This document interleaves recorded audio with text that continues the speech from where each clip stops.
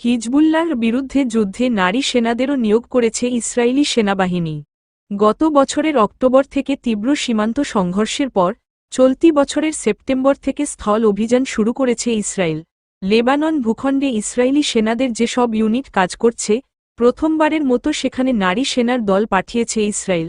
সম্প্রতি ইসরায়েলি প্রতিরক্ষা বাহিনীর আইডিএফ প্রকাশিত ভিডিওতে নারী সেনার দলকে সাজোয়া গাড়িতে দক্ষিণ লেবাননে ঢুকতে দেখা গিয়েছে।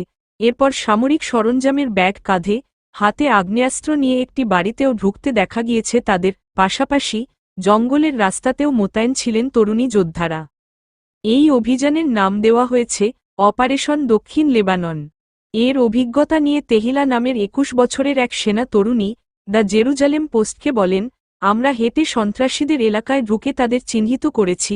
সেটা একটা রোমাঞ্চকর ব্যাপার ছিল। এটা কোনো গুপ্তচর বৃত্তি নয়। দলের সবাই হাতিয়ার নিয়ে গিয়েছিলাম। আইডিএফের আইট ব্যাটালিয়নে কর্পোরাল পদে রয়েছেন তেহিলা।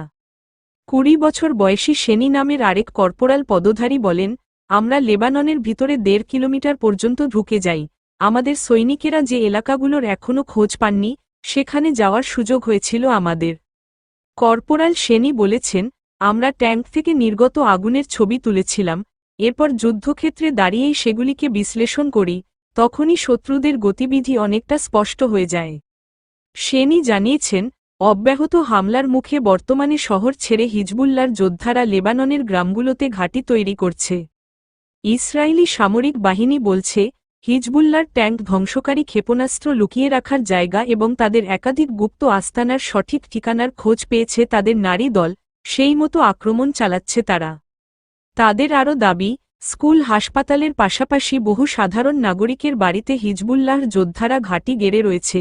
ইসরায়েলের আইন অনুযায়ী দেশের প্রতিটি নাগরিককে সেনা প্রশিক্ষণ নিতে হয়। সেনাবাহিনীতে চাকরিও এখানে বাধ্যতামূলক। যদিও এতদিন নারীদের সেনা রিজার্ভে রাখার প্রথা ছিল, এবার তাদের সরাসরি রণাঙ্গনে পাঠালো বেনিয়ামিন নেতানিয়াহু সরকার।